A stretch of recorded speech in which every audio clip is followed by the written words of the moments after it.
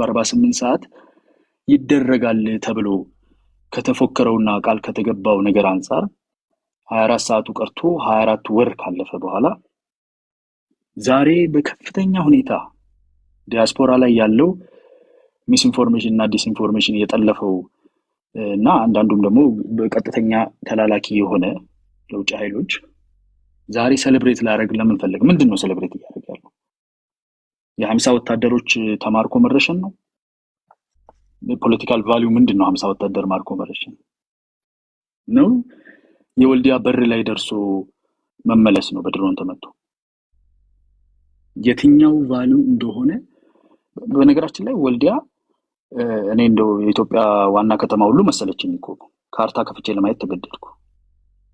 በ24 ሰዓት ይገባል የተባለው 4 ኪሎ ነው መሰለኝ። ወልዲያ የኢትዮጵያ ዋና ከተማ አለመሆን ብቻ ሳይሆን የአማራ ክልል ዋና ከተማ አለመሆን ብቻ ሳይሆን የወሎ ዞን ዋና ከተማ አይደለችም። እቺኑ ከተማ መግባት ተስኖ በሩ ላይ ሄደ ኢትዮጵያ አዲስ የምታመርታቸው ድሮኖች መሞከሪያ ለመሆን ተገደ 50 እግረኛ ወታደር መፎከር አስብለህ መረሸን በውጪ የሚኖረው ተምር ያለው አውቃለሁ የሚለው ፖለቲካ ይረዳለው የሚለው አካል አልቻልነውም ድግሱን። አላማቸው ምን እንደሆነ ራሱ ረስተውታል። 2 ዓመት ተኩል ሊሆን የተነሱበት ሐሳብ የወሎን ዋና ከተማ እንኳን ለመያዝ አይበቃም ማለት ነው። ወልዲያ በር ላይ ደርሰህ ከተመለስክ ወታደር ከማረክና ከገደልክ ልክ ታላቅ ድል የተደረገ ያህል ተደርጎ ለምን ማዋከብ ተፈለገ? because ከፍተኛ መዳከም አለ። ህዝቡ ሰልችቶታል።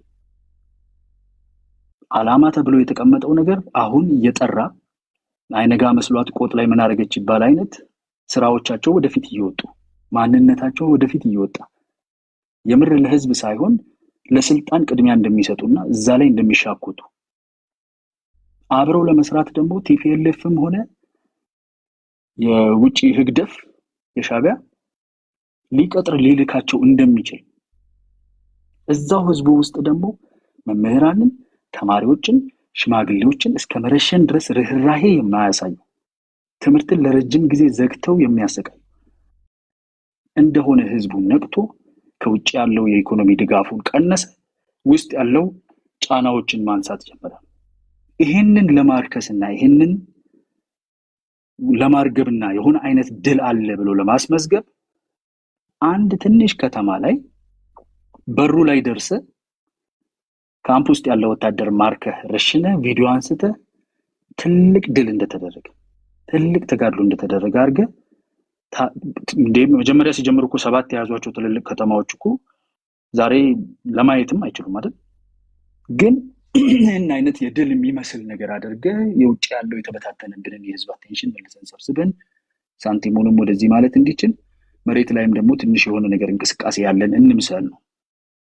ለዛ ነው አሁን እዚህ ያውቀዋል እኮ ወልዲያ በር ላይ ደርሶ መመለስ ምንድነው? ያውም ደግሞ አተህ የተመለስከውና ይዘሄድከው እሱ ራሱ እንትናል። ግን እንደው በጀነራሉ እንደሆነ እንኳን አርገን ብናው ቫልዩ ምንድነው?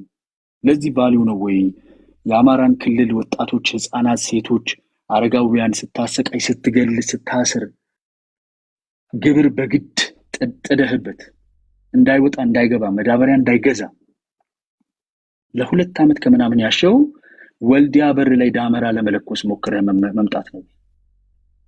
ይሄን ኢቫሉዌት ማድረግ የሚችል አቅም የላቸው። አሁን ተሰማቸዋለህ። በቃ ታላቁ ተነስታ ምናምን ተንበጨበጨ ፈራ ምናምን ሊሉ ነው። በቃ ምን ተይዞበት ካርታ ያላችሁ ሰዎች ሂዱና ወልዲያና አሁን እዚህ ነገሩ የነበረበት ሳንካ አካባቢ እስቲ ዙም አድርጉት።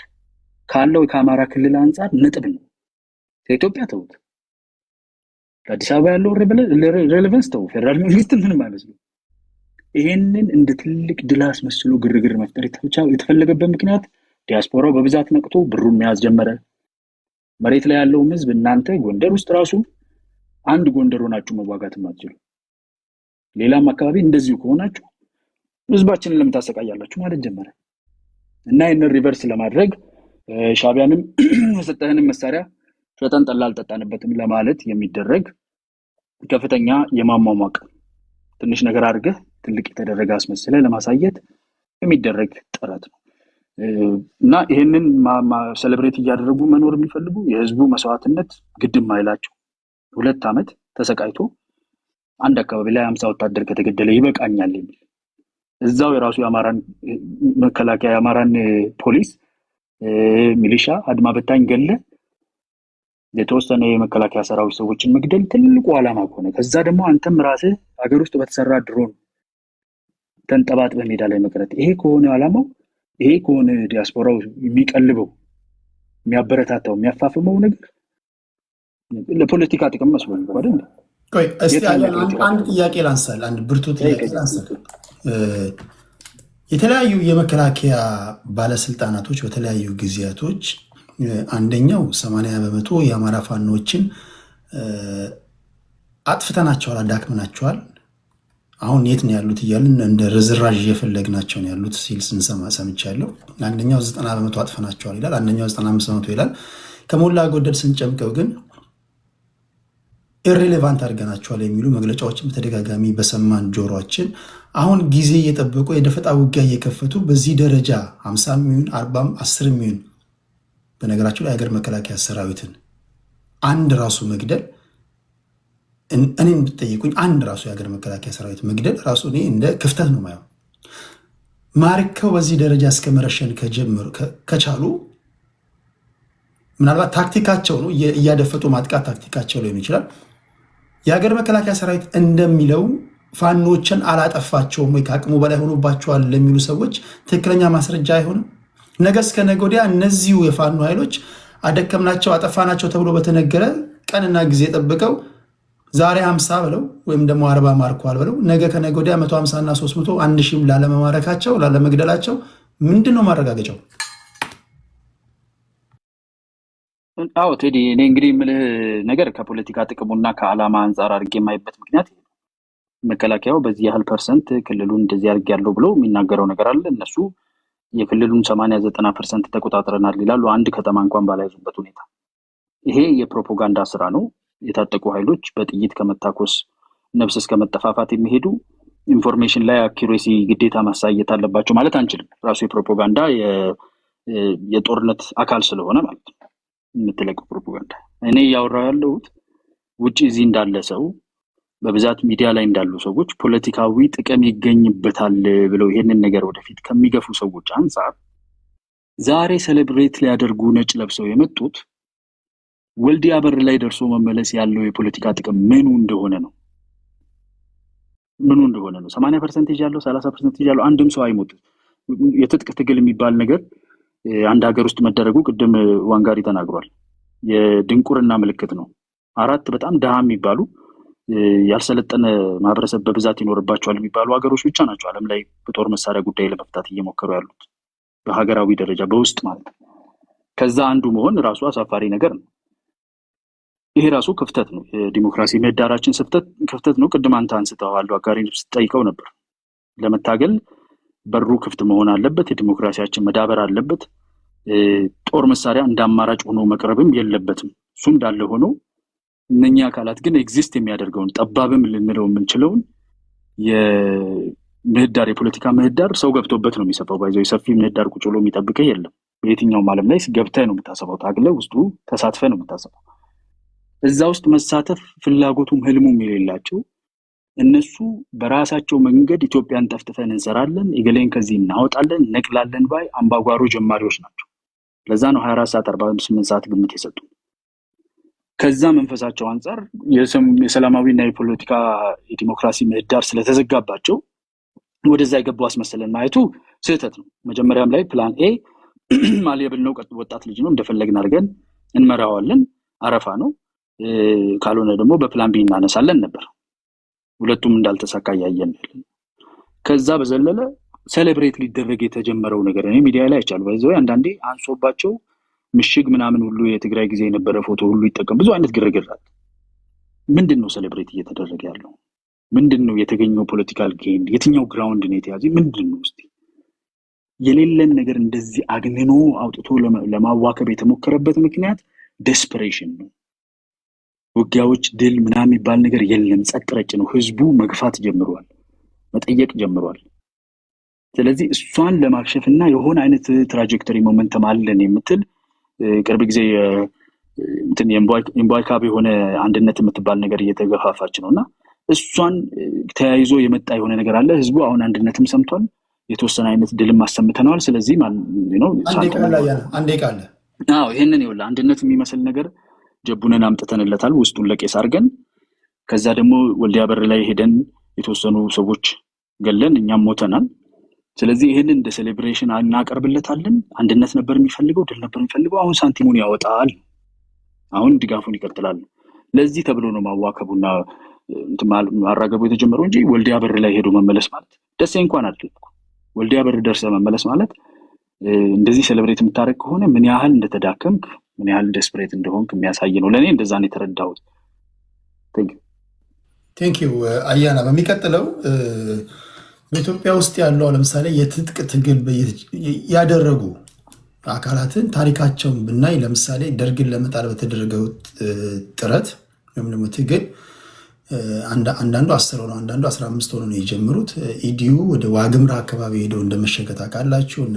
ጀባ፣ ሻዕቢያ፣ ቲፒኤልኤፍ ሄደው የመሸጉበትን ታውቃላችሁ። 6-7 ሆነው 10 ሲሆኑ 15 ሲሆኑ እንዲሁ ሲናቁ አይመጡም ሲባሉ ደርግን የሚያክል የአፍሪካ ግዙፍ ጦር ያለውን አካል መጨረሻ ላይ የሆነውን አድርገውታል።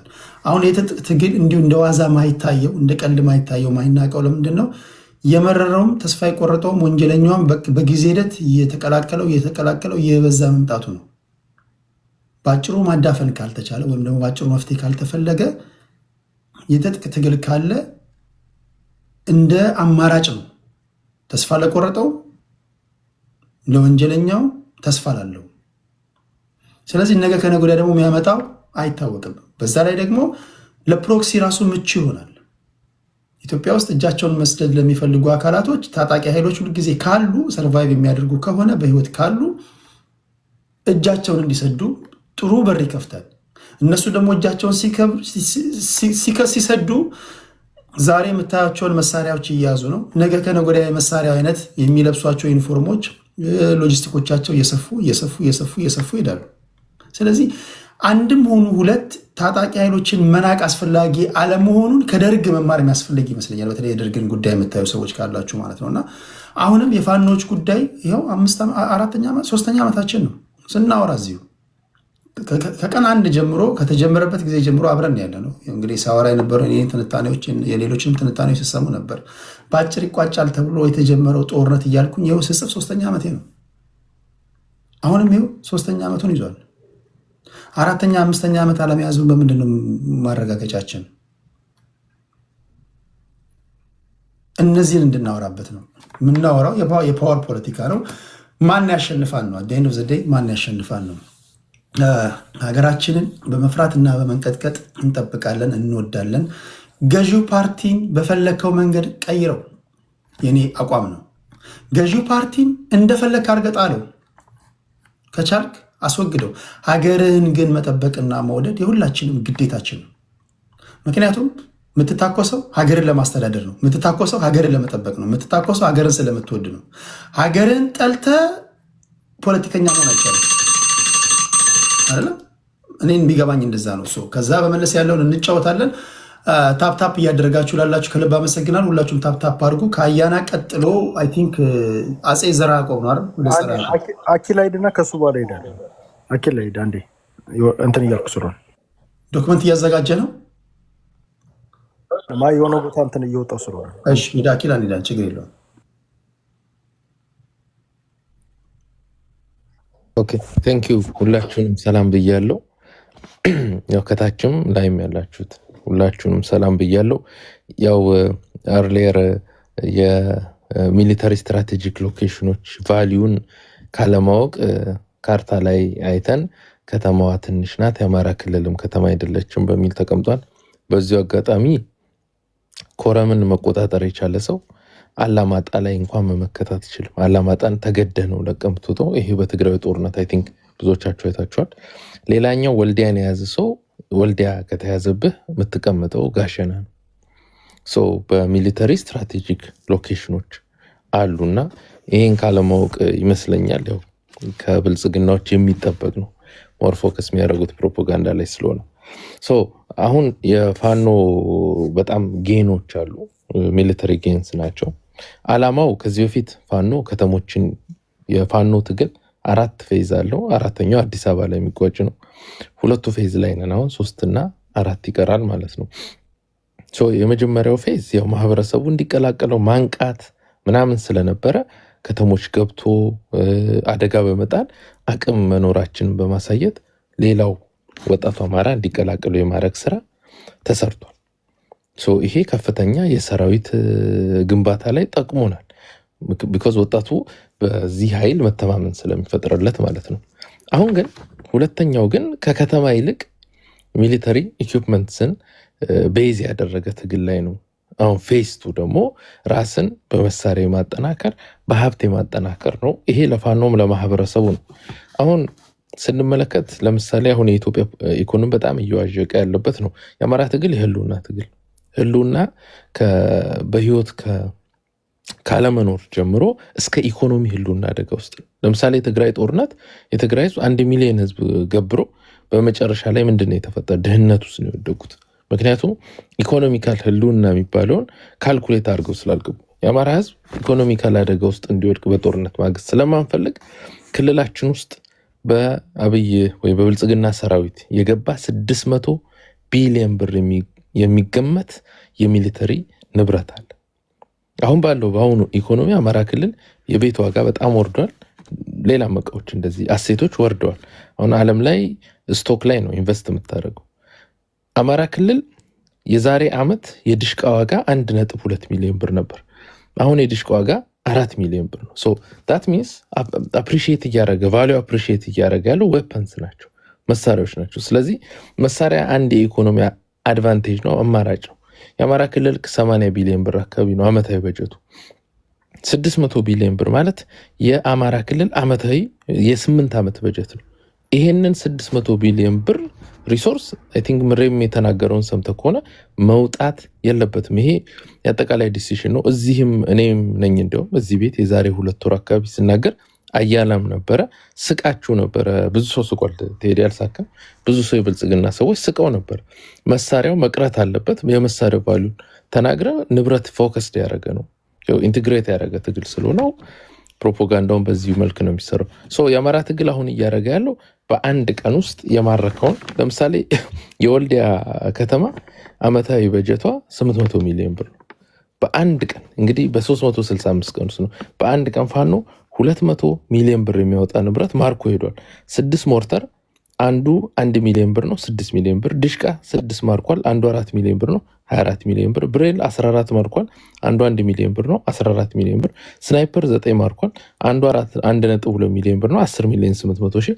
ክላሽ 438 ተማርኳል፣ አንዱ 150 ሺህ ብር ነው፣ 65 ሚሊዮን ብር። ተተኳሽ 52600 ተማርኳል፣ አንዱ በፍሬ 200 ነው፣ 10 ሚሊዮን ብር። ወታደራዊ ሬዲዮ 9 ተማርኳል፣ 8000 ነው አንዱ ዋጋው፣ 7.2 ሚሊዮን ብር። ኤፍ1 ቦምብ 148 ነው፣ አንዱ 12000 ብር ነው፣ ወደ 3 ሚሊዮን 480 ሺህ እያለ በጣም ብዙ መኪኖችን ጨምሮ ተማርኳል። እነዚህን ስንደምራቸው አብዛኛው 200 ሚሊዮን ብር አካባቢ ነው። የወልዲያን የአመት በጀት 1/4ኛውን ወይም 30% አካባቢ የሚሆነውን በአንድ ቀን በ2 ሰዓት ኦፕሬሽን ተረክበናል። ይሄ ወልዲያ ላይ ብቻ ሳይሆን ሌሎችም አካባቢዎች ላይ በነጋታውም ቀጥሎም የተደረጉ ኦፕሬሽኖች ላይ ንብረት ተኮር የተደረገ ነው። ተሳክቷል። የነበረው እንግዲህ ፎልስ ፍላግ የነበረው ወልዲያን ከተማ እንቆጣጠራለን የሚል ፕሮፓጋንዳ ስለተሰራ መንግስት ወደ ወልዲያ ከተማ ሲሄድ ዊክ የሆነበት ቦታ ላይ በሙሉ ንብረት መረከብ ችለናል። ይሄ የሚደረግበት ዋናው ዓላማ አማራ ክልል ወጣቱ በሊቢያ በሚሄደው የግዴታ ንብረት ያስፈልጓል። ስደቱን ማቆም አለብን። ቢኮዝ በትግሉ ስላለን የኢኮኖሚካልም የህልውና አደጋ ስላለብን ማለት ነው። ስለዚህ ይሄን 600 ሚሊዮን ብር ዋን ዌይ ኦር አናዘር ለማስቀረት 3 ነገሮች ተነድፎ ከመሰራት ከጀመረ ቆይቷል። አንደኛው የመከላከያ ውስጥ ያለ ሰራዊት መረጃ እንዲሰጠን ነው። በአሁኑም በነበሩት ውስጥ ብዙ መረጃ የተገኘው እዛ ጋር አንድ ጥያቄ ብርቱ ጥያቄ ልጠይቅ አኪላ። በሚቀጥለው ጥያቄ አሳጠርና እናንተ ፖለቲካችሁን የፈለጋችሁትን ትሰራላችሁ። ይሄ ጀንደር ኤድ አዶለሰንስ ግሎባል ኤቪደንስ የተባለ ዓለም አቀፍ ተቋም ነው አማራ ክልል ላይ ባደረገው ጥናት ሁላችሁም ይህን ዜና አይታችኋል ብዬ ተስፋ አድርጋለሁ። ጦርነት ባለባቸው አካባቢዎች በሙሉ ትምህርት ቤት ያልሄዱ የአማራ ህፃናቶች፣ ሴቶች ዛሬ ሴተኛ አዳሪዎች ሆነዋል ብሎ አስደንጋጭ የጥናት ሪፖርት ይፋ አድርጓል። ትምህርት ቤት እንደሚዘጋ ነው ጦርነት ባሉባቸው ቦታዎች የምትሰሙት። ትምህርት ቤት ይዘጋል። ትምህርት ቤት ህፃናቶች አይሄዱም። ትምህርት ቤት ያልሄዱ ህፃናቶች ወደ አዲስ አበባ በመምጣት ሴተኛ አዳሪዎች ሆነዋል። ስለዚህ እንዳልከው ወጣቶችን ለመታደግ ነው ይህ ሁሉ ጦርነት እያልከኝ ከሆነ በጎን ደግሞ እንዲያሉ የጥናት ውጤቶችን እየሰማን ነው። ይህን እንዴት ነው የምታስታርቀው? እውነትም ይሄ ጦርነት የፋኖ ጦርነት ለአማራ ህዝብ የመጣለት ነው ወይስ የመጣበት ነው? ቬሪ ጉድ ባይዘዌ አንድ ሴት ወደ ሴተኛ ዳሪነት ልገባ የምችለው 18 ዓመት ካለፋት በኋላ ነው። ያ ማለት 12ኛ ክፍል ትጨርሳለች። በኢትዮጵያ ኮንቴክስት አሁን ባለው የኢትዮጵያ የትምህርት ስርዓት ማለፍ የሚችሉ 6% ናቸው። ስለዚህ ፋኖ ትምህርት አስቆም አላስቆም ያቺ ሴት እንግዲህ ከትምህርት ገበታዋ በመውጣት ምክንያት ከሆነ ወደዛ ውስጥ መግባቷ ማይቀር ነው ማለት ነው። ይሄ ኮን አናሊሲሱ ግን ያው በደንብ ዴታው ቼክ ተደርጎ ውይይት ተከፍቶ የብቻ ውይይት የሚደረግበት ይሆናል። ሶ በፋኖ ደረጃ 3 ነገሮች ተቀርጸው እንቅስቃሴ ውስጥ ከገባ ቆይቷል። አሁን የመጀመሪያው መከላከያ ውስጥ ያሉ ሰዎች መረጃ እንዲሰጡ ነው። ቢኮዝ አንድ የመከላከያ ሰራዊት ከ4500 እስከ 11000 ብር ነው ደሞዙ ተራ ወታደር እስከ መኮንን ማለት ነው። መረጃ ከሰጠን ወይ ለፋኖ ከሰጠ አንድ ስናይፐር ሊሰጠው ይችላል። አንድ ስናይፐር ዋጋው 1,200,000 ብር ነው። ያ ማለት የዛ ወታደር የ10 ዓመት ደሞዝ ነው። ካለው ወታደር ውስጥ የ10 ዓመት ደሞዙን አንዴ ካሽን ማድረግ የሚፈልግ ብዙ ስላለ ክልሉ ላይ ያለውን ንብረት ለመሰብሰብ ቀሎናል ማለት ነው። ወይም ከዚህ በኋላ ይቀለናል። አሁንም እየተደረገ ያለው ሰክሰስፉል ኦፕሬሽን በዚህ ነው። ሁለተኛው ማህበረሰቡ ነው። ማህበረሰቡ ውስጥ ሚኒሻ አለ። ሚኒሻዎች ትልቁ ስራ አሁን የሰሩት መሳሪያዎችን ለስልጠና ተቀብለው ለፋኖ በማስረከብ ከመጣው መሳሪያ 50%ን ሸጠው እንዲካፈሉና ኑሯቸውን እንዲደጉሙ የማድረግ ነው። ቢኮዝ አብዛኛው አርሶ አደሮች ናቸው። አንድ ክላሽ 150,000 ብር ነው። 75,000 ብር የሚያገኙ ከሆነ ህይወታቸው ላይ በአመት ሴቭ ላይ ያደረጉ የሚችሉት ወይም አርሰው የሚያገኙት ገንዘብ ስለሆነ ያ ነገር ተሟልቷል ማለት ነው። ሶስተኛ ለዚህ ነው ባይዘው በጣም ድራማቲክ የሆነውና ብልጽግናን ያስደነግጠው። ሌላው አሁን በቅርቡ የሚገባው ወጣቶች ተደራጅተው እና አርሶ አደሮች ደፈጣ እየጣሉ ከሚያገኙት ላይ እንደውም ሬ ወዳጁ በዚህ ላይ ተናግሯል። ከባባድ መሳሪያ ውጭ ቀላሉ መሳሪያ በሙሉ ራሳቸው እንዲወስዱ አንድ መጠበቂያ አንድ የሚሸጥ መውሰድ እንደሚችሉ ኦኬ። ግን ጥያቄ ስጠይቀኝ 1 ደቂቃ እንትን ብለህ አሁን በተነገረው ከከባድ መሳሪያ ውጭ ያለውን ቀላሉን በሙሉ አርሶ አደሩ እንዲወስድ ተደርጓል ወይም ተፈቅዷል። ፋኖ ማረጋገጫ ይሰጠዋል። ያ ማለት አርሶ አደራችን ሰርቶ አመቱን ሙሉ 100,000 ብር ያገኝ አንድ ክላሽ አገኘ ማለት 150,000 ብር። አንድ ኦፕሬሽን ብቻ ሊበቃ ይችላል። ለምሳሌ የመከላከያ ሰራዊት በተናጠልም በአናሳ ቁጥርም ሲንቀሳቀስ ደፈጣጥሎ መሳሪያቸውን መዝረፍ ይችላል ማለት ነው። ትልቁ ስራ ሶስተኛው ያው ወጣቶች በሊቢያ ሄደው በረሃ ላይ ይሞታሉ። ምን ይላሉ? በመጨረሻ ወደ ኢትዮጵያ ባዶ እጃቸውን የሚመጡት። በዚህ ግን በቀላሉ አንድ ስናይፐር ማግኘት የሚችል አንድ ወጣት 1.2 ሚሊዮን ብር ካሽን አረገ ማለት ነው። ባጃጅ መግዛት ይችላል። ከጦርነት በኋላ ይሄ አሴት ቫልዩ ይጨምራል። ቢኮዝ ኮንፍሊክት ኤሪያ ነው ኢስት አፍሪካ። ይሄን ገንዘብ 600 ቢሊዮን አሴት የመሰብሰብ ስራ ነው አዲሱ እንግዲህ የፋኖ ትግልና አንድ ክላሽ ላንድ ሃውስሆልድ የሚል ነው እንግዲህ እንትኑ ራሱ ምንድነው ዘመቻው። አንድ ክላሽ ለአንድ ገበሬ የሚል ነው። ያ ማለት 150,000 ብር ወደ እያንዳንዱ ገበሬ ነው። መከላከያ ይዞት የመጣው በብድር የተገዛ ነው። እኛ ደግሞ በነፃ ነው ኦን እያደረግን ያለ ነው። ይሄ ነው አላማው። ስለዚህ የተጠናከረ ኃይል የመፍጠር ነው። ማህበረሰባችንም ልክ እንደ እስራኤል ኃይል አይዲኤፍ ሁሉንም ማህበረሰባችን የታጠቀ ለትግል ሬዲ ሆነ የማድረግ ነው ዋናው ስራው ማለት ነው። መጨረሻ ላይ እንግዲህ የፋኖ ትግል ሁሌም ቀልብሰነዋል እንዲህ ብለነዋል ነው የሚሉት። የምትሰማችሁ ሆነ ብልጽግና ሰዎች ሁሌም ፌስ ስላለው በየፌዙ ከለሩን እየቀያየረ አሁን ከተማ ስንይዝባቸው ከተማ መያዝ ነው የፈለጉት። አሁን ንብረት መቆለፍ ይጀምራሉ። ንብረቱን እንወስድባቸዋለን። እንደ መጨረሻ ይሄ ትግል እቺን 1 ደቂቃ 10 ሰከንድ እንደ መጨረሻ ክላሽ ይዘው መጡ። ቆመ ጠብቀኝ ይዘን ጠበቅናቸው። ክላሻቸውን ወሰድንባቸው። ክላሽ ለማስመለስ ብሬል ይዘው መጡ። ብሬናቸውን ወሰድንባቸው። ድሽቃ ይዘው መጡ። ድሽቃውን ለማስመለስ ዙ ይዘው መጡ። ዙን ወሰድንባቸው። አሁን ኦራል ላይ ደርሰናል። በቀጣይ እነ መድፍ እነ ታንክ እና 4 ኪሎ እንወስድባቸዋለን ማለት ነው። ቴንክ ዩ። እሺ ቴንክ ዩ አኪላ። ዘራቆብ ሬዲ ነህ?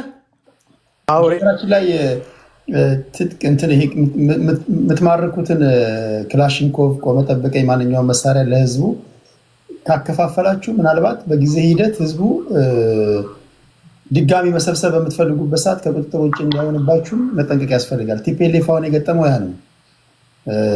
በደቡብ ትግራይ በኩል ከነ ሀፍቶ ኪሮስ ጋር የተጣላበት ዋነኛ ምክንያቱ ከሚሊሻዎቹ የታጠቁትን በአንድ ወቅት እንደዚሁ ሰጣቸውና አሁን በመሰብሰብ በፈለገበት አጋጣሚ ሊሰበሰብ ሲል አይ ያን የሰጠናል አሁንም ራሳችንን እንከላከላለን ብለው ከነጥቃቸው እንደገና ቲፒኤልኤፍን ለመጣል አፋር የከተሙትን የነ ጌታቸው ረዳን ብለን ተከላከለ ታውቃላችሁ። የሆነ ሆኖ ትጥቅ እንደዚህ የማረካችሁ ስትሰጡ መሳሪያ የማረካችሁ ለህዝብ ስትሰጡ ምናልባት ድጋሚ ለመሰብሰብ በምትፈልጉ ሰዓት አስቸጋሪ እንዳይሆንባችሁ እሱንም ምን ያህል አስባችኋል ማለት ያለው። እሺ ቴንክ ዩ አኪላ። ከአኪላ ቀጥሎ ዘራቆብ። ቴንክ ዩ እንዴት ነህ ቴዲ? ሰላም ነው ወይ? አለን። አይ አኪላ በደንብ የሆነ ድምፅ ያስተጋባል። ያንተ ነው መሰለኝ። አኪላ በደንብ ሄዶበታል። ኤኒዌይስ ምንድነው ቅድም አሪፍ ጥያቄ ለማህበረሰቡ ከብአዴን ወይም ከብልጽግና አንተ ያው ብልጽግና ነው ያልከው ከብልጽግና በላይ ምን ውጭስ ብአዴን አማራ ክልል ውስጥ ከብአዴን የተለየ ፋኖ ምን ሊሰጠው ይችላል? ምንድን ያልከው? ቅድም አንድ ጥያቄ ስጠይቅ ነበር። ለማህበረሰቡ ፋኖ የተለየ ነገር ምን ሊያደርግ ይችላል የሚል ጥያቄ አንስተ ነበር። ጥሩ ጥያቄ ነች። ባይዘው እሷ ጥያቄ አሁን አንድ ያስተጋባል። ቴዲ ቆይ ላስተካክለው። ኦኬ አሁን ያ ጥያቄ አሪፍ ጥያቄ ነው። ለምሳሌ ብአዴንን ሁጅዝ አማራ ክልል ውስጥ ያለው መንግስት ማህበረሰቡን አሁን ለምሳሌ የኢኮኖሚ ተጠቃሚ እያደረገው ነው ብትል አይደለም። አብዛኞቻችሁ እንደውም ከዚህ በፊት እዚህ ቤትም ሌሎች ቤቶችም ስታወሩ የነበረው ፋኖ ትጥቅ ትግል ከጀመረ በኋላ የአማራ ኢኮኖሚ እየወደቀ ነው፣ ኢንፍራስትራክቸር እየወደመ ነው፣ ሰው እየተማረ አይደለም ምናምን የሚል ነገር ሁጅዝ አስባችሁ ነው የምታወሩት ብዬ ልተርጉመው እና አሁን ግን የአማራ ማህበረሰብ በኢኮኖሚ ተጠቃሚ የሚሆንበትን ነገር እያደረገ ነው ያለው። አሁን ለምሳሌ የትግራይ ጦርነት ሲጀመር ብዙ ብር ነበራቸው። ሲጀመር አብዛኛው ማህበረሰብ በሚባል ሁኔታ ሳማው የተወሰነ በኢኮኖሚ ተጠቃሚ ነበር።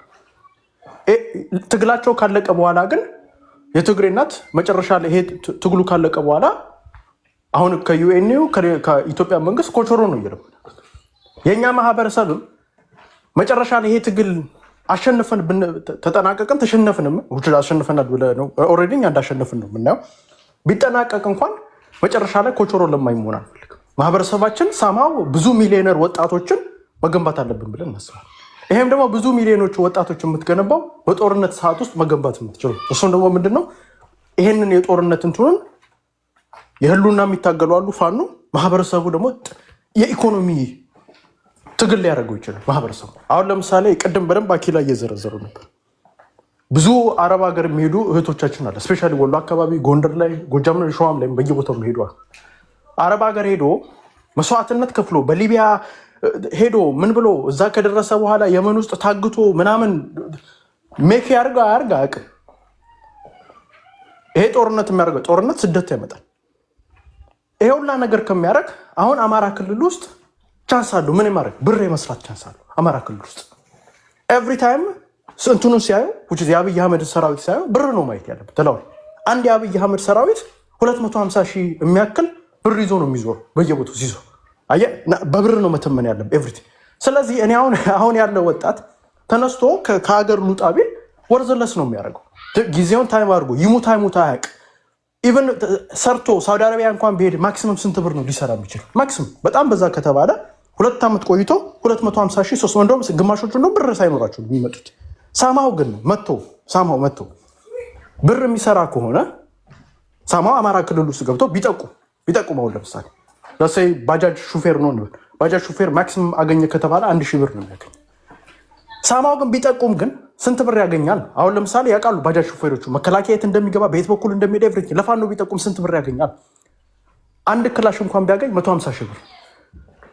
ለሴ በጣም ተው ምስኪን የባጃጅ ሹፌሮችን አታስፈጃቸው። ተው ኖ ሪያሊቲው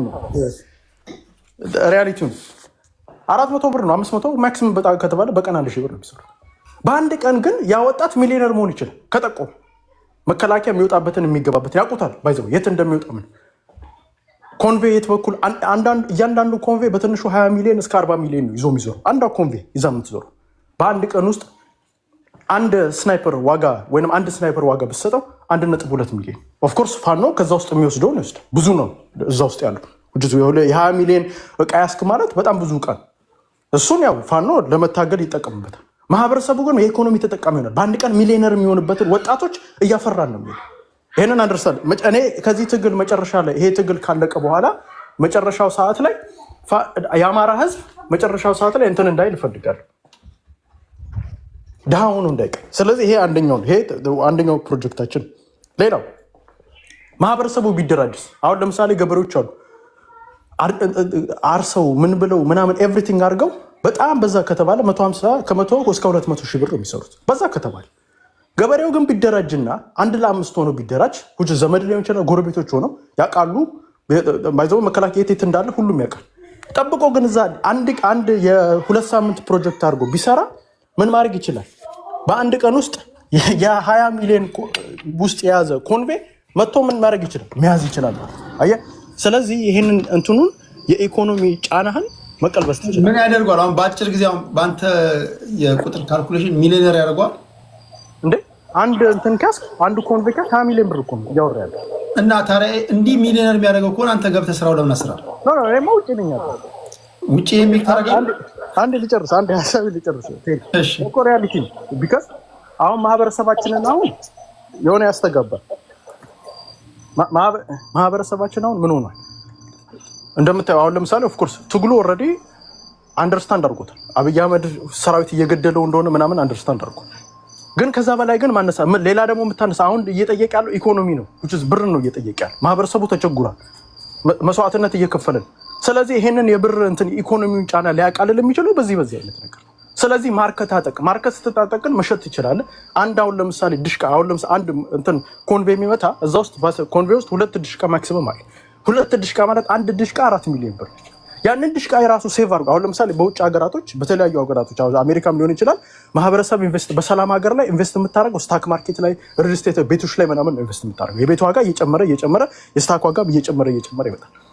እንደዚህ አይነት ይሄ የእርስ በርስ ጦርነት ሀገር ያለባቸው ሀገሮች ደግሞ ምንድን ነው የሚጨምረው? የመሳሪያ ዋጋ እየጨመረ አሁን ሪል ስቴቶች እየቀነሱ ይመጣሉ። ማንም ሰው ቤት አይገዛም፣ ቢካዝ ነገ ቤቱ ሊነድበት ስለሚችል።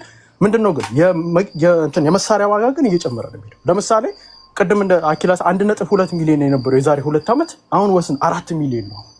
ይሄንን መሳሪያ ኢቭን እንኳን 2 መሳሪያ ቢማርከና ይሄን አንደኛው መሳሪያ ቢደብቀው ከ3 ዓመት በኋላ ያ መሳሪያ ወይም ከ2 ወር ከ3 ወር በኋላ ኢቭን ልሽጣው ቢል ያ መሳሪያ አሁን ከ4 ሚሊዮን ወደ 6 ሚሊዮን ዞሮ ሊሄድ ይችላል። ቢካዝ የመሳሪያ እንትን ፍላጎት እየጨመረ እየመጣ አሁን ለምሳሌ ድሮ ሽጉጥ ካለው አሁን ክላሽ ያምሯል። ክላሽ ደግሞ የሚያምረው አማራ ክልል ውስጥ ብቻ አይደለም፣ ኦሮሚያ ክልል ውስጥ ያሉት ሊሆን ይችላል፣ ሌሎች ማህበረሰቦች ሊሆን ይችላል መሸጥ የሚችለው ኢንክሉዲንግ አዲስ አበባ ሊሆን ይችላል። አዲስ አበባዎች ብዙ ሰው መታጠቅ ይፈልጋል። ስለዚህ ይሄንን የንግድ ኢኮኖሚ ማድረግ ይችላል እና እኔ ባለፈውም የተደረገው ላይ ከውስጥ ኦፍኮርስ ጥቆማ ተደርጎ ምናምን በስነስርዓት አስልተውበትን የሰሩት በትንሽ መስዋዕትነት 200 ሚሊዮን ብር ወርዝ የሚያደርግ እቃ ነው። እኛ የብልጽግና መንግስት የሚያስበው አሁን እናንተ እንደምታስቡት ምንድን ነው 1 ሚሊዮን ሰው ቢሞት ችግር የለበት፣ 1 ሚሊዮን ወታደር ይዞ ይመጣል። እቃው ግን ለሱ ወሳኝ። አሁን አብዛኛው እና አያና ምናምን ቅድም ሲናደዱ የነበሩት እቃውን እያዩ ስንት ብር ወርዝ እንደሚያደርግ ያውቃል። 200 ሚሊዮን ብር ወርዝ እቃ አገኘ ማለት ፋኖ ኔክስት ደግሞ እኔ አሁን ድል የምንለው እንደ አንድ አማራ ድል የምንለው ከተማ በመቆጣጠር አይደል። ስንት አግኝተሃል? ምን አይነት መሳሪያ አግኝተሃል? ስንት ማስታጠቅ ይችላል? ስንት ፋኖ መፍጠር ይችላል? እሱ ላይ ነው እና ሞር ይሄ ትግል ሞር እየጨመረ ነው እየመጣ ያለው እና በዛ ድርክ አስበው ለማለት ነው። ቅድም እንደ አኪላ በስነስርዓት እንዳለው አንዴ ቃል ኦኬ፣ ቅድም አኪላ በስነስርዓት እንዳለው አንደኛው መከላከያ ውስጥ ያስተጋባል ፊልም አንደኛው መከላከያ ውስጥ ያሉ ከጠቆሙ አንድ ጀነራል ወይም ሬጉላር እንትን ከሆነ 8000 10000 ወይም 20000 ነው ማክሲመም እንደው በዛ ሙስና አድርጎ እንትን ካለ። አሁን ግን በአንድ ቀን 1.2 አሁን ቅድም አሁን ሲናገሩ የነበሩ ተረሸኗል አይደለም፣ አልተረሸንም። እንደውም ሚሊዮነሮች የሆኑ አሉ የጠቆሙ እዛ ውስጥ ያሉ ሰዎች እናውቃለን። የሰማናዎቹም ነገሮች ስላሉ እዛ ውስጥ አሁን ለምሳሌ መከላከያው ስንት ሰዓት እንደሚወጣና ስንት ሰዓት እንደሚገባ የጠቆሙ የአማራ ልጆች እዛ ውስጥ ሚሊዮኔር ነው የሆኑት በአንድ ቀን። ቢካዝ ያ መሳሪያ ይሰጣቸዋል፣ ከነሱ የሚሰጣቸው መሳሪያ ስላለ። ስለዚህ ከዚህ በኋላ ያሉት ፋኖች ልክ አሁን እንዳሳዩን ይሄ አሁን አሳምነው ኮር የሚባለው እንዳሳየን ሌሎች አካባቢ ያላችሁትን ፋኖች ልክ እንደነዚህ ማደረግ አለበት ብለን ነው የምናስበው። ቴንኪዩ ቴዲ ሐዋሳ፣ እናመሰግናለን። ቴንኪዩ ዘራ ያዕቆብ። ዋና አማራዎች እንግዲህ ፓርቲ ናቸው። የመታገያ የራሳቸው ታክቲክ አላቸው። ታክቲካቸው ወይም ደግሞ አካሄዳቸው፣ ፖለቲካቸው ይሄ ከሆነ ማድመጥ ነው። ከማድመጥ ውጭ ምንም አማራጭ የለም። እዚህ ቤት አንስተን አያና ሲስቅብን ነበር ከዚህ በፊት ይችን አጀንዳ እና አሁን አጀንዳዋ ስትመጣ እያለቀስን ነው ዛሬ። አድምጬ ከመጠየቅ ውጭ ምንም አማራጭ የለኝም። ምንም የሚቆረቁረኝም የምቃረነው የእናንተ ሀሳብ የለም። እኔ እንዳልኳችሁ የኔ አላይመንት ከሀገሬና ከህዝቤ ጋር ስለሆነ ነው። ዶሜስቲክ ፖለቲካውን እንደፈለጋችሁ ስሩ፣ ምላሽ የምትሰጣጡትም እዚሁ ነው። ለዛ ነው እዚህ የተቀመጣችሁት። እሺ ታፕታፕ እያደረጋችሁ ላላችሁ አመሰግናለሁ። ታፕታፕ አድርጉ፣ የሚያወሩት ወሬ በጥራት እንዲደርስ እንዳይቆራረጥ ማለት ነው። ከአፄ ቀጥሎ አይ ቲንክ ወደ ፎረም 11 ነው አይደል የምንሄደው? ፎረማችን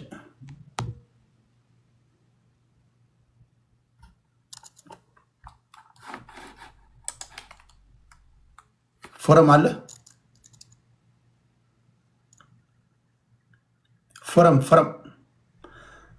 ፎረም እያወራ ከሆነ ሚዩት ነህ። ሚዩት ላድርግህ። ምናልባት አንድ ክላሽ 200 ሚሊዮን ነው ስለተባለ ሄዶ እንዳይሆን።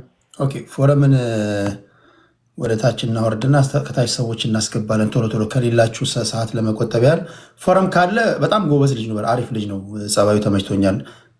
ሰዓት ስለሌለም ብቻ ነው ወደታች ያወረድኩት ላሉት እድል ለመስጠት። ስለዚህ ከፎረም ቀጥሎ ዋንጋሪ ነህ ወይስ ሚኒሊክ? ኦኬ ሚኒሊክ።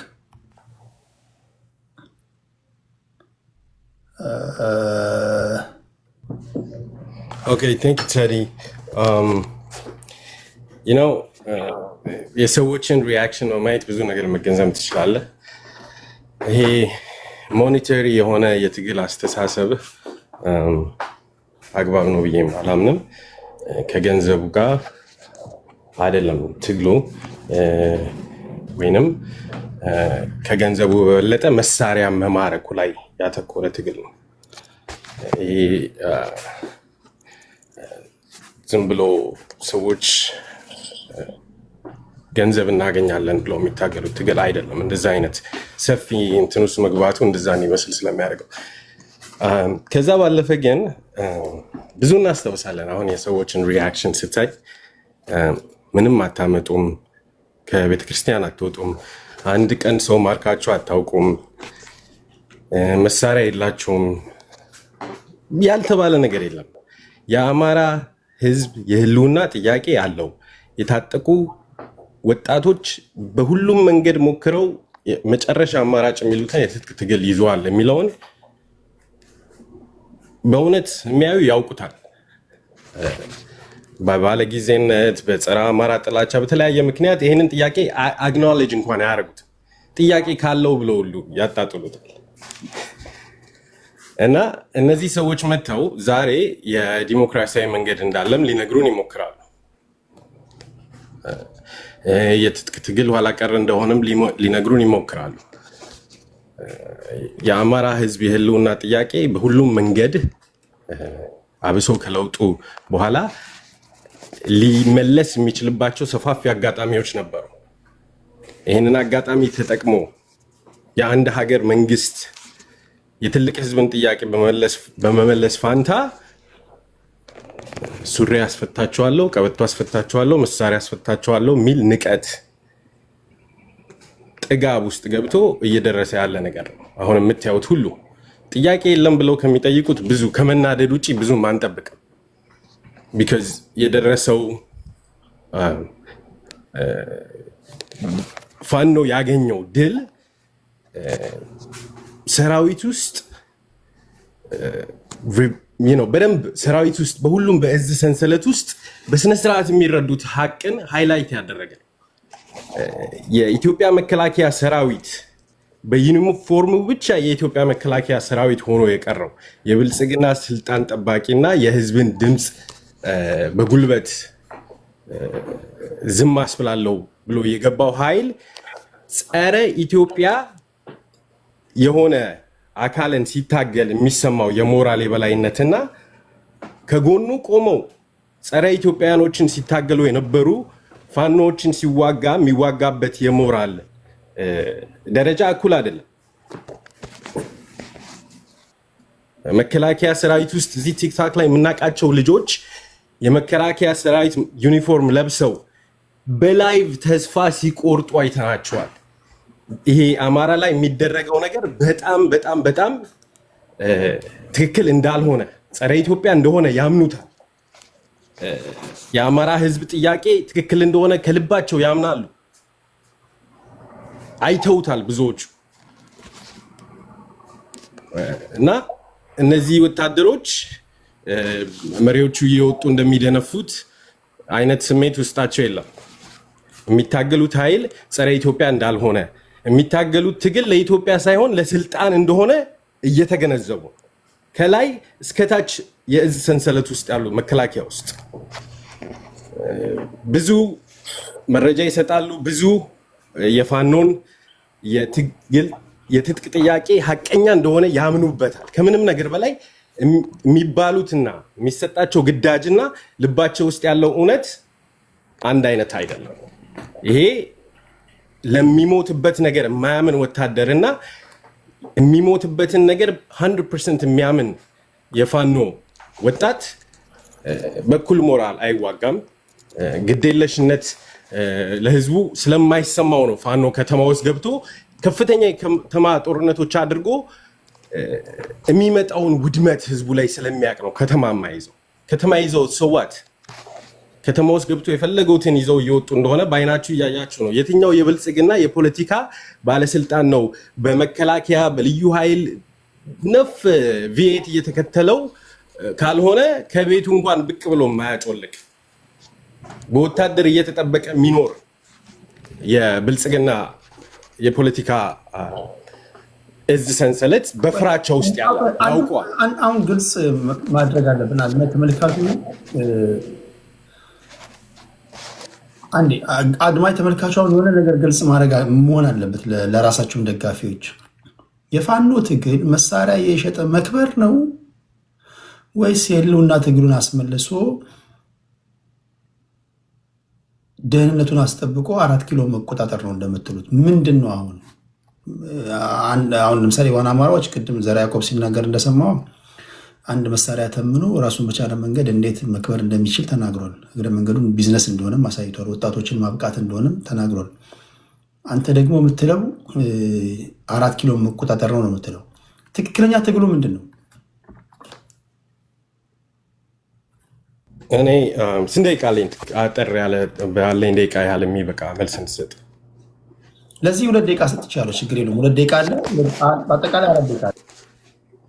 ኦኬ ሶ የአማራ ህዝብ ጥያቄ ሲስተማቲክ የሆነ የዘር ማጽዳት፣ ከከተማዎች ውስጥ ማፈናቀል፣ ባለሀብቶችን በዘራቸው አማራ መሆናቸውን ለይቶ ከሀብት ንብረታቸው መነጠል፣ ጄኖሳይድ ሊባሉ የሚችሉትን 10ሩንም ሁሉንም ነጥባት በተደጋጋሚ በተለያየ ቦታ ጄኖሳይድ የሚባለውን ኳሊፋይ የሚያደርግ የዘር ማጽዳት፣ የጅምላ ጭፍጨፋ፣ የማንቋሸሽ፣ የመካድ ሁሉንም ነገር የሚያሟላ የተደረገበት ማህበረሰብ ነው። የሚታገለው የህልውና ጥያቄው እዚህ ላይ ነው ሰርክል የሚደረገው። ከመሬቱ ኦኬ ከገነባው ሀገር እንደ ጠላት እንዲታይ የሚያደርግ ደግሞ ኮንስቲትዩሽን ከጀርባው አለ። የሚጠሉን ሰዎች በጻፉት አማራ እንዲጠላ የሚያደርግ ህገ መንግስት አማራን ከሀብት ከንብረቱ ከማንነቱ ከኢትዮጵያዊነቱ እንዲለይ የሚያደርግ ህገ መንግስት ጽፈው ጀነሳይድ ፈጽመውብናል። ኤንድ ጎሉ 4 ኪሎ አይደለም። ኤንድ ጎሉ ይሄንን አስተሳሰብ መቀልበስ ነው። ይሄ አስተሳሰብ የህወሓት የኦነግ እና የሻዕቢያ አስተሳሰብ ነው። እነሱ ናቸው እንደዚህ አይነት ፖለቲካ ይዘው የመጡት። ይሄንን አስተሳሰብ ለመቀየር ህገ መንግስቱ ኦኬ ኮንስቲቱሽኑም ኢንስቲቱሽኖቹም መቀየር አለባቸው። ተቋማቶቹ የሚያራምዱት ህግ ከኮንስቲቱሽኑ ጋር አብሮ መቀየር አለበት። ፋኖ ኢትዮጵያን የማፍረስ እቅድ አለኝ የሚል ፋኖ የትም ቦታ አታመጡልኝም። ልገንጠል ብሎ የራሱን ህዋት ነው ያመጣው። አሁን ያልከው የህልውና አደጋ የሐሰት ትርክትን ያመጣው ህዋት ነው ስትል የሰማሁት። ህወሓት ኦነግና ሻቢያ ናቸው። እነዚህ ህወሓት ኦነግና ሻቢያ ህዝብ አይደሉም። እንደገና አይዲዮሎጂ ይዘው እነዚህ ሰዎች አመጡብን ትላለህ። እንደገና ደግሞ በሌላ መድረክ ላይ ደግሞ ከህወሓት ከሻቢያና ከኦነግ ጋር አብራችሁ እንደምትሰሩ ደግሞ ትናገራላችሁ። ከሰይጣንም ጋር ቢሆን እንሰራለን ትላላችሁ። እንዴት ነው የምታስታርቋቸው እነዚህ ነገሮች? ቴዲ እኔ ከህወሓት ጋር የአማራ ህዝብ የአማራ ታጣቂዎች የሚሰሩበት ምንም አይነት ሴኔሪዮ የለም ብዬ የምደመድም ሰው አይደለሁም። ለምሳሌ የአብይ አህመድ ሰራዊት ሁለቱንም ለማጥቃት በሁለት የተለያየ አካባቢ ሲንቀሳቀስ የሚያውቁት መረጃ ካለ ቢለዋወጡ ኮመን ኤነሚያቸው ነው። ኮመን ትሬት ስለሆነ እንደዚህ አይነት ኢንፎርሜሽን ሼር ቢያደርጉ ችግር ነው ብዬ አላምንም። በአቋም ደረጃ አብረህ ከሰራ አሁን ህዝቡ ላይ ጄኖሳይድ ተፈጽሞብኛል ዋነኛ ደራሲው ይሄ አካል ነው ከምትለው ጋር መረጃ በመለዋወጥም ይሁን በመነጋገርም ይሁን በመደዋወልም ይሁን ታክቲካልም ብለው ስትራቴጂክ አላንስ ፈጥረህ ከሰራ ወይ ጄኖሳይድ ተፈጽሞብኛል የሚለውን ንግግር ማቆም አለብን፣ ወይም ደግሞ ጄኖሳይድ ፈጽሞብኛል ከነዚህ ጋር አብሬ አልሰራም ብቻዬን እታገላለሁ ነው ማለት ያለብህ። አሁን ሁለቱ አይጋጭም ወይ? አይጋጭም፣ በተአምር አይጋጭም። ይሄ ሲምፕሊስቲክ ቲንኪንግ ነው። የአማራ ህዝብ ላይ ጄኖሳይድ ተፈጽሞበታል የሚለው ኢስናት የሆነ ፖሲቢሊቲ ወይ የሆነ ሴናሪዮ አይደለም። ኢትስ አ ፋክት። የማያደራድር በመቶዎች ገጽ ዶኪመንት የሚያደርጉ መጽሐፎች የተጻፉበት ቦታ ስም ዝርዝር ያለበት ፋክት ነው። ህወሓት ያንን ይዞ መጥቷል የሚለውም ያን ያህል ፋክት ነው። አብይ አህመድ ይሄንን ህገ መንግስቱንም ተቋማቱንም አስተሳሰቡንም ሁሉንም ነገር ይዤ የኔ ተራርጌ ልቀጥል እያለ ነው። አብይ አህመድም አማራ ህዝብ ላይ ጀነሳይድ ፈጽሟል። አንደኛው ጀነሳይድ ፈጻሚ የቀድሞ ጀነሳይድ ፈጻሚ አሁን ቪክቲም በሆነበት ጊዜ የሚያውቀው መረጃ ኖሮ ለኔ ቢያቀብለኝ ከኮመን ኢነሚያችን ሁሉንም ሀቅ የሚሽር ነገር አይደለም። that is very simplistic thinking። ታክቲካሊ ሊሰሩ የሚችሉ ነገሮች ይሰራሉ። በአቋም ደረጃ በአስተሳሰብ ደረጃ ለኢትዮጵያ ባለን አመለካከት ደረጃ ከህወሓትም ከኦነግም ከማንም ጋር የሚያመሳስለን ነገር የለም። ለምን? የፋኖ የአማራ ህዝብ አስተሳሰብ ኢትዮጵያን የማፍረስ የሚል ሀሳብ ውስጡ ስለሌለ። ሰዓቴ ካለቀ አመሰግናለሁ። ታንክ ፎረም አንዴ ሚዩት ሆኖ ስላልሰማን ወደ ፎረም እንሂድና ወደ ዋንጋር ይመጣሉ። እሺ ቴዲ አመሰግናለሁ። መልእክት በውስጥ ተጽፎልኝ ስጻጻፍ ነው ኔትወርክ ነቅሎ ያወጣኝ። እያወራኝ እየሰማሁ ነበር። ዋንጋሪ መሳሪያ ፍለጋ ሄዶ ነው ስለኝ አቤት እያልኩ ነው የወጣውና እሺ አመሰግናለሁ ቴዲ። እኔ እንግዲህ ቅድም አንተ ያው በተቻለ መጠን አጀንዳው ላይ ለመቆየት ስለምል ነው አንዳንድ ነገሮች ከትግራይና ከቲፒኤልኤፍ ጋር ምናምን ተያይዞ የሚነሱ ነገሮች አሉ። እነሱን አድሬስ ማላረግ አጀንዳውም ይለጠጣል ሆሪዞንታልም እንዳይበታተን በሚል ነው። ስቲል አማራ ክልል ያለውን ጦርነት በሚመለከት የመጀመሪያው በቴሌግራምም እዚህም ስትገባ ያስቀመጥከው አጀንዳን በሚመለከት ሁሉም እናያና ዋንጋር የሚሉትም አለ። በእርግጥ የብልጽግና መንግስት ከነገሩ ተከሰተ ከተባለ በኋላ ጉዳዩን ሃንድል ያረገበትን ነገር ካየህ የተከሰተው ነገር አልተከሰተም ወደሚያስብል የሚያስሄድ አይመስለኝም። መንግስት ራሱ እንደዛ ለማለት የደፈረም አይመስለኝም። እንደውም መንግስት አትሊስትና በእነ ኤርሚያስ ለገሰ ምናምን በዚህ በመንግስት ማውዝፒስ በሆኑ ተቋማቶቹ በኩል እንደውም ጀነራል አበባው ታደሰም እንደዛ ሲል እንዳለ ሰምቻለሁ። ቀጥታ እሱ ያለውን ሳይሆን ብሏል የሚለውን ማለት ነው ሪፍሌክሽኑን እና እየወጋን ያለ ቲፒኤልኤፍ እና ምናምን ነው እንጂ እነምሬ ወዳጁ አይደሉም እያሉ ለመሆኑን ፕሮግራም ሰርተው አይቻለሁ ብዙዎቹ። ስለዚህ ነገሩ ሆኗል። እዛ ላይ ክርክር የሚያስነሳ ነገር ያለ አይመስለኝም። ስለዚህ ቅድም አንተ እንዳልከው ፋኖ ከዚህ በፊት ከነበረበት ፖዚሽን አሁን የተሻለ ፖዚሽን ላይ እንደሆነ የሚያነጋግር አይመስለኝም። አሁን እኔ ፋኖን ደገፍኩትም አልደገፍኩትም አትሊስት እዚህ እየተወያየን ስለሆነ ኦነስት መሆን አለብኝ ብዬ አምናለሁ። ብቀበለውም ባልቀበለውም ፋክት ነው። እኔ የምክደው ነገር አይደለም። በቪዲዮ በምናምን በብዙ ነገር ተረጋግጦ የወጣ ነገር ስለሆነ ማለት ነው። ከዛ ቀጥሎ ሁለተኛው ነገር እኔ የማየው ቅድም አንተ ካነሳው አንጻር ተፈራ ማሞ ብሎታል ከሚባለው ነገር አንጻርም ጭምር አያይዤ ነው የማየው። ኦቨርኦል ብልጽግና የሚባል መንግስት ጥርሱን ስሎ አማራ ክልልንም የትግራይ ክልልንም ኦሮሚያ ክልልንም ፓርሻሊ እየቀያየረ እየወጋ የቆየ መንግስት ስለሆነ ኢሴንሻሊ አሁን አማራ ክልል ሰራዊቱ ሲፈሰፈስ ባይ በተለየ አዲስ ነገር እንደተከሰተ ወይ ለትግራይ እንደማይጠቅም አድርጌ አይደለም ወስደው። ምናልባትም ደግሞ አሁን መንግስት አሁን አማራ ክልል ካለበት ነገር ሳይወጣ ወደ ትግራይ ሌላ አድቬንቸር ከጀመረም ምናልባት አሁን መንግስትን እየታገሉ ላሉ ኃይሎች ትግራይ ውስጥ መከላከያ ሰራዊቱ ወይ መንግስት አድቬንቸር የሚገጥመው ተግዳሮት በሙሉ እንደ መልካም አጋጣሚ እንደሚያዩት መታመን መቻል አለበት። ለምን የኃይል መከፋፈል ይፈጥራል። ኢፌክቲቭ የሆነ ሁሉንም ነገር ሁሉም አቅጣጫ ላይ በተመሳሳይት ለማጥቃት መንግስት በሚለው ልክ አቅም እንዳይኖረው ስለሚያደርግ ማለት ነው። ከዛ አንጻር ነው የምናየው። ከዛ ቀጥሎ ቅድም አሁን ፋኖ ምኒልክ ፋኖ ከመውጣቱ በፊት ያለው ነገር አለ ቲፒኤልኤፍ ምናምን በሚመለከት አንዳንዴ ያው ፐዝል ያረጋኛል። ምንድነው መሰለ ፐዝል የሚያረጋኝ መሬት ላይ ያሉትን ፋኖች አትሊስት ከትግራይና ከቲፒኤልኤፍ ጋር ተነጋግረን አብሮ መስራት ባይቻል እንኳን ጠላትነቱን ዴስከሌት ልናረግ እንፈልጋለን የሚሉ ሰዎችን የሚደግፉ ሰዎች መሬት ላይ ያሉት ሰዎች ከሚሉት ጋር በጣም በኮንትራስት በጣም ተቃርኖ ውስጥ ያለ ነገር ለምን አድቮኬት እንደሚያደርጉ አንደርስታንድ ለማድረግ ይቸገራለሁ። እንዳልኩ ግን የኔ ቦታ አይደለም። የአማራ ክልል ልጆች ነን አማራዎች ነን የሚሉ ሰዎች ይጠቅመናል ያሉትን ለምን አሉ አልልም። ግን አትሊስት መሬት ላይ ካለው ነገር ጋር ግን ተቃርኖ ነገር እንዳለው አንተም ያነበብክ ይመስለኛል። ለዛ ይመስለኛል ልጁ ነው የጠየቀው በዚህ በኩል የምትለውና መሬት ላይ ያሉት መሪዎች አብረን ለመስራት ጥረት እያደረግን ነው። አትሊስት በሐሳብ ደረጃ ብልጽግና የጋራ ጥላት አድርገን ወስደን እንቅስቃሴ ውስጥ ነን የሚሉ ሰዎችን አንደርማይን የሚያደርግ ነገር ይመስለኛል እሱ የተናገረው። ግን ኦቨርኦል የኔ ቦታ አይደለምና ምናልባትም እነ አጼ ዘርዓ ያዕቆብ አኪላ የሚሉትን ይላሉ ብዬ አስባለሁ። በእኛ በኩል ግን ብልጽግና ከሁሉም በፊት የህልውና ስጋት አድርገን ስለምንቆጥረው የሚደርስበትን ነገር ሁሉ ዲዘርቭ ያደርጋል ብለን ነው ምናምን። አማራ ክልል እየገጠመው ያለውን ነገር ደግሞ ምናልባት ሚዲያ ላይ ያሉ ሰዎች ከሚሉት በላይ አማራ ክልል መሬት ላይ ምን እየተካሄደ እንደሆነ አንዳንዶቻችን ፈርስት ሃንድ ኢንፎርሜሽንም ስላለ መንግስት የለውም ማለት አይደለም። መንግስት አድሚት ለማድረግ ምክንያት የለውም፣ ያው ዲናይ በማድረግ አተርፋለሁ ስለሚል ማለት ነው። እኛ ግን ነገሩን እናውቀዋለን ብቻ ሳይሆን መሬት ላይ ሆኗል ብለን የምናምነውን የሰማነውን ነገር በማስተጋባት ስለምናተርፍም ጭምር የአማራ ክልል የሚታገሉ ፋኖች ያሳኩትን ነገር አንደርማይን የምናደርግበት የምንቃረንበት ወይም እንዳልኩ የምንክድበት ምክንያት የለም። ምናልባትም እንዳልኩ ሁለተኛ አጀንዳ ላይ ያነሳው ነገር ስላለ ከትግራይ ጋርም ተያይዞ ኢምፕሊኬሽኖች አሉት ብዬ ስለማስብ እዛ ላይ ትንሽ ልበል በቀረኝ ደቂቃ። ከኤርትራ መንግስት ጋር ተያይዞ በተደጋጋሚ የሚነሳ ነገር አለ። አኪላ ቅድም አንተም የፊልድ ማርሻሉን ንግግር አሰምታል ነው አንጋሪም ያሉት ነገር አለ።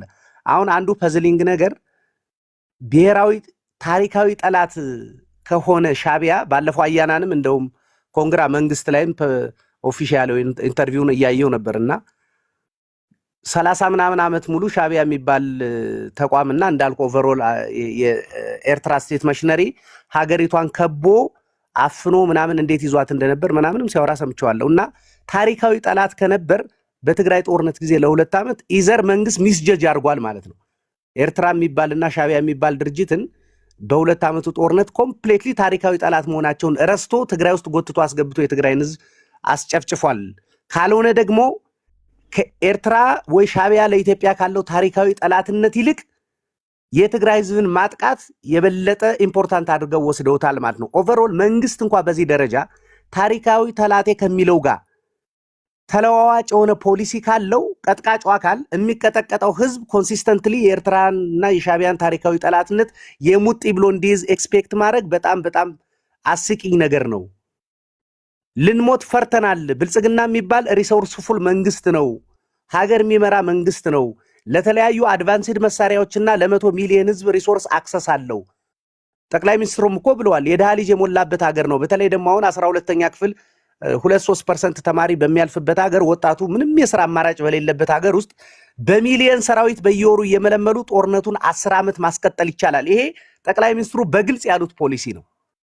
ስለዚህ ኮንሲስተንትሊ እንዳየው ነው መከላከያ ይላካል። የትገባ የሚባል ጥያቄ የለም። የደረሰ የሚባል ጥያቄ የለም። እኔ እንደው ቴዲ አንፎርቹኔትሊ በጣም እንደው የሚያሳዝነኝን ነገር ልንገርህ። ሁሉም ክልሎች እኔ ለፋኖች ሁሉ እውቅና ሰጥቼ አውቃለሁ ከዚህ በፊት። ዛሬም አንተ ፊት አንድ እውቅና የምሰጠውን ነገር ልንገርህ።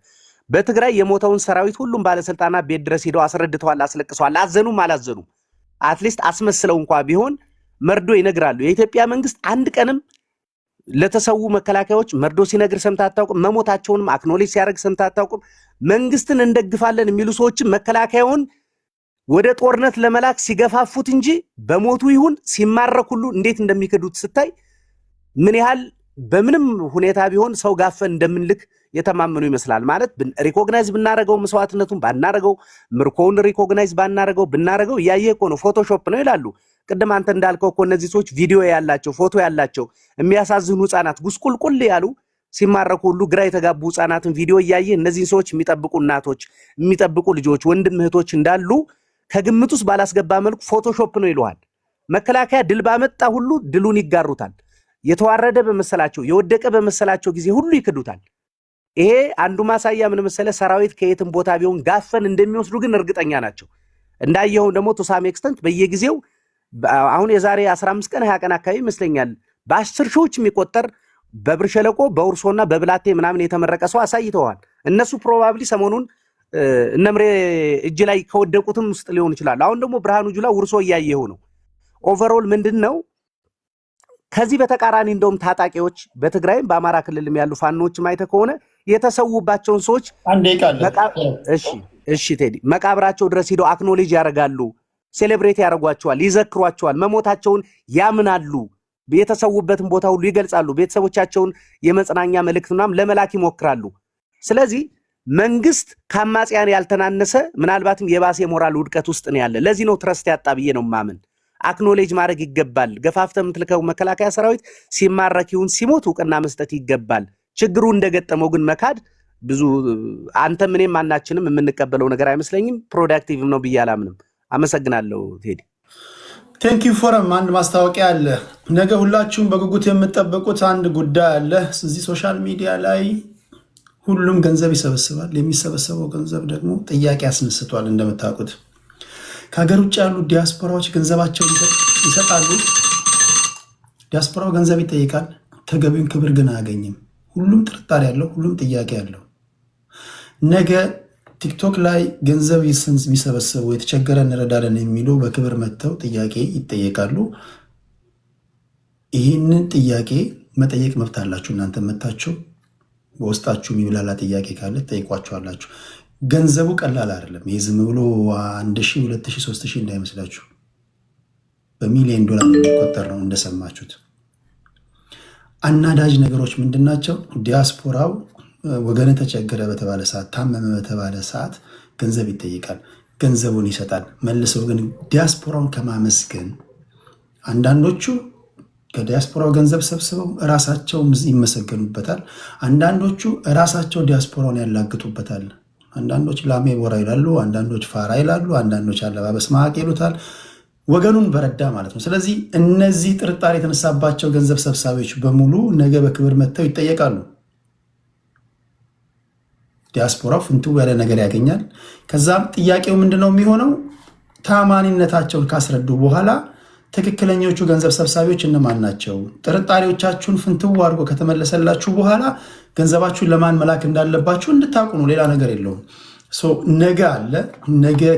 ነገ ከምሽቱ በኢትዮጵያ ሰዓት አቆጣጠር ከምሽት 2 ሰዓት ጀምሮ ይመስለኛል ቤቱ የሚሆነው ወይ ዮኒ ማኛ ጋር ወይ ተሙ ጋር ነው የሚሆነው።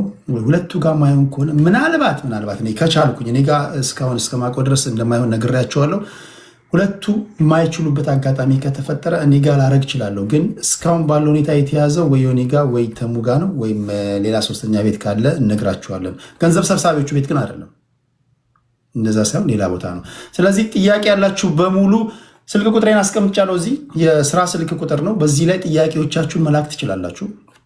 ቴዲ ሐዋሳ የቴሌግራም ቻናል ነው። እዛ ላይ የስልክ ቁጥሬ ምናልባት እዛ ላይ ሌላችሁ አስቀምጬላችኋለሁ። ሂዱና በዋትሳፕ ጥያቄዎቻችሁን ጻፉ። አለን የምትሉትን ዶክመንት ላኩ። አደራ በቂም በቀል ስም ለማጥፋት ምናምን ዝም ብሎ በሐሰት ክስ እንዳይሆን ኦርጋናይዝድ የሆነ